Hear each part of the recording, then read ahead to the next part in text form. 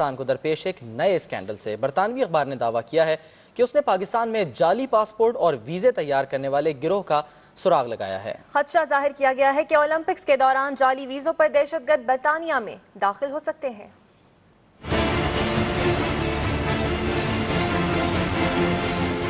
London Olympics के आगाज से पहले ही पाकिस्तान स्कैंडल की जद में आ गया है। बरतानवी अखबार द सन ने दावा किया है कि इसने लाहौर में सरगर्म एक ऐसे गिरोह को बेनकाब किया है जो 7,000 पाउंड के एवज 2 माह के वीजे पर किसी को भी लंदन ओलंपिक्स की आड़ में बरतानिया भिजवा सकता है। अखबार के मुताबिक इस गिरोह का मरकजी किरदार है ये शख्स जिसका नाम है आबिद चौधरी।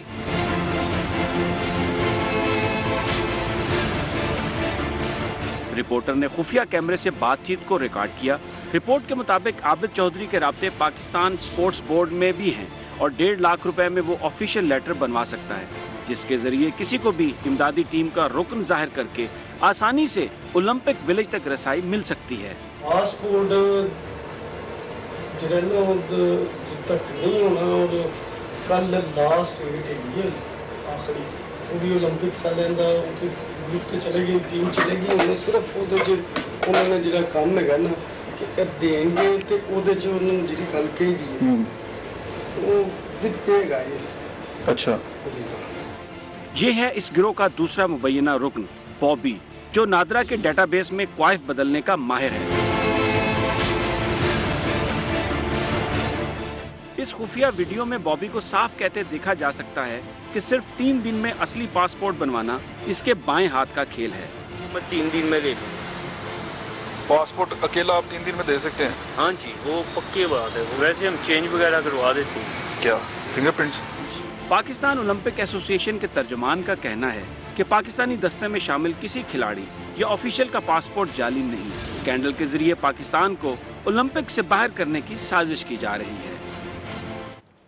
जाली पासपोर्ट स्कैंडल की कड़ियां नादरा तक पहुंच गई हैं। जीएम समेत नादरा लाहौर के 12 एहलकारों को मुअत्तल कर दिया गया है। रहमान मलिक ने स्कैंडल में मुलविस तमाम मुल्जिमों की गिरफ्तारी का हुक्म दे दिया है।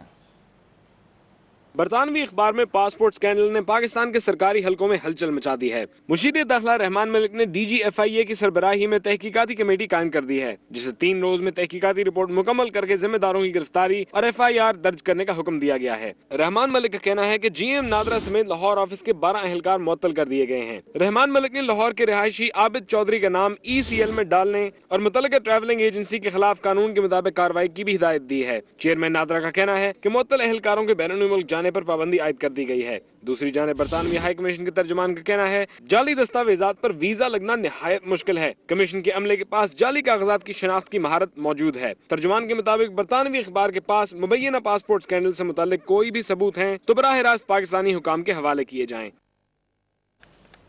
बरतानिया अखबार के मुताबिक जाली पासपोर्ट के मरकजी किरदार आबिद चौधरी इस वक्त हमारे साथ स्टूडियो में मौजूद हैं। उन्हीं से ही हम बात करेंगे और इस सारे स्कैंडल की कहानी जानेंगे। आबिद चौधरी साहब, हो सकता है कि जिस तरह से हुक्म दे दिया गया है कि तमाम किरदारों को गिरफ्तार कर लिया जाए, उनसे इंक्वायरी हो, तो हो सकता है आपको भी इस सिलसिले में गिरफ्तारी देनी पड़ जाए, लेकिन उससे पहले हम आपसे जानना चाहेंगे क्या रोल था आपका इस तमाम मामले में?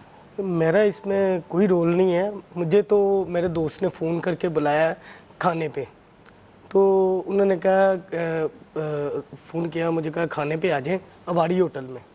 मैंने उस पर लाइट गई हुई थी, मैंने कपड़े भी नहीं बदले हुए थे। मैंने कहा यार अभी लाइट नहीं आ रही तो मैं देखता हूँ।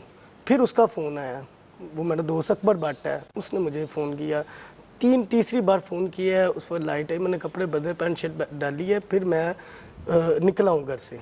ठीक है, जब घर से निकला हूँ तो रास्ते में फिर फ़ोन आता है उनका, कहे किधर है? मैं कहा मैं पहुँच रहा गड़ी शोधा पुल क्रॉस के।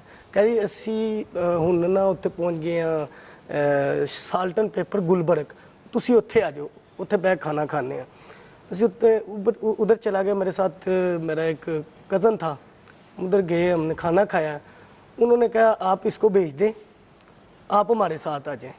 ठीक है, वहाँ पर गुफ्तगू क्या हुई आपकी जब आप जिन लोगों के साथ बैठे हुए थे, क्या गुफ्तगू हुई?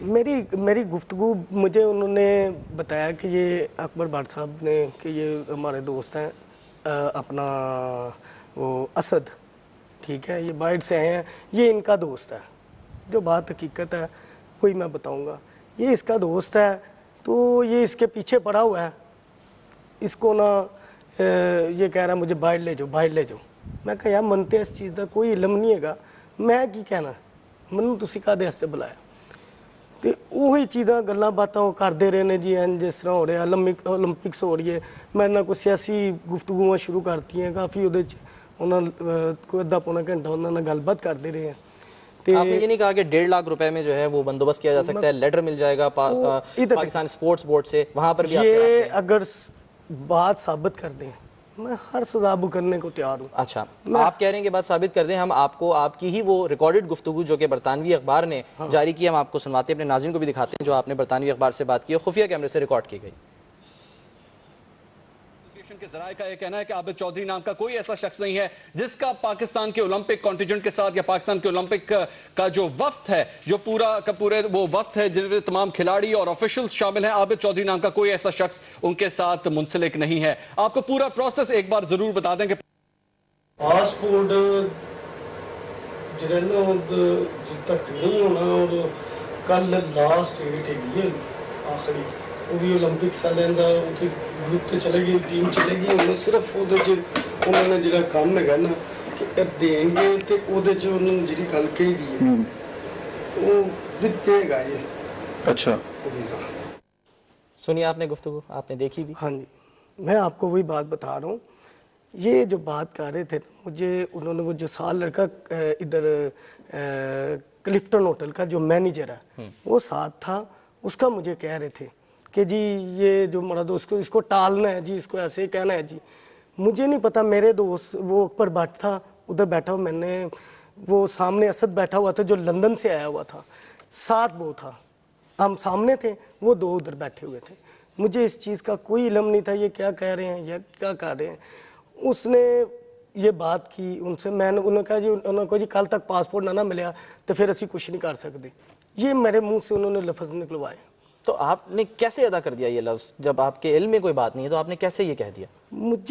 मैं हकीकतली वो मुझे तो उस दोस्त पे इत्मीनान था, वो तो उसने मुझे उधर जाके मुझे कहा यार असी इनू टालना है, इनू मगरों लाना है, तू इनू कह दे कि भाई कल तक पासपोर्ट आएगा तो ठीक है, नहीं तो असी नहीं। उसके बाद हफ्ते को मुझे फ़ोन आया है, मैं कहा भाई कोई मसला नहीं है ये ठीक है। उसके बाद हफ्ते को फ़ोन आया है मुझे, यही असद नाम बंदे का जो लंदन से आया था। मैं कही भाई कोई ऐसा मसला नहीं है ना कोई गल है, मैं उन्होंने कि मैं ये जो बात उन्होंने की थी मैंने बता दी जो आपने कहा था। वो असद लड़के ने और जो अकबर भट्ट था उसने मुझे दोनों ने ये कहा था यार साडे मगड़ों ला। ठीक है, ये आपका ये मौक़िफ़ है क्योंकि आपके बारे में कहा जा रहा है कि आप एक इस स्कैंडल के एक मरकज़ी किरदार हैं। इसके अलावा जो दूसरा मरकज़ी किरदार है वो है मलिक बशीर, वो भी हमारे साथ इस वक्त लाइव मौजूद हैं, उनसे बात करते हैं। मलिक बशीर साहब, आपकी ट्रैवल एजेंसी का नाम आया है इस स्कैंडल में जिसमें कहा जा रहा है कि गैर कानूनी तौर पर पासपोर्ट्स बनवाए गए और उसके बाद वीज़ा इशू किए गए और लोगों को मुल्क से बाहर भेजा गया, क्या कहेंगे आप? मेरा इस बारे में ये मौक़िफ़ है कि मेरा किसी किस्म का कोई तल्लुक़ नहीं। मैं 8 साल से अपने दफ्तर नहीं जा रहा, मैं बीमार हूँ और 2-3 दिन पहले मेरा हार्ट अटैक हुआ है मुझे और मेरा ऑपरेशन हुआ है और 8 साल से मैं अपने दफ्तर नहीं गया ट्रैवल एजेंसी पे। और सिर्फ 2003 में जो मेरा झगड़ा चढ़ा था इनसे फैसल सालियात से, उसका जिक्र करके मुझे इन्वॉल्व किया गया है। और अब किसी के ना मैं किसी आबदनामी आदमी को जानता हूँ, ना मैंने कभी किसी का शनाख्ती कार्ड बनाया है, ना मैंने कभी किसी का पासपोर्ट बनवाया है। मैंने तो अपना पासपोर्ट बनवाना तो बड़ी मुश्किल जाता हूँ दफ्तर।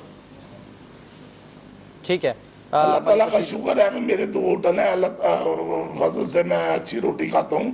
मेरा किसी किस्म से इस कैडर से कोई तल्लुक़ नहीं। ठीक है मलिक बशीर साहब, बहुत शुक्रिया आपका। और इससे पहले हम बात कर रहे थे, हमारे साथ स्टूडियोज़ में थे आबिद चौधरी, ये 2 वो मरकज़ी किरदार जिनका नाम इस स्कैंडल में सामने आया है। जाली पासपोर्ट स्कैंडल के बाद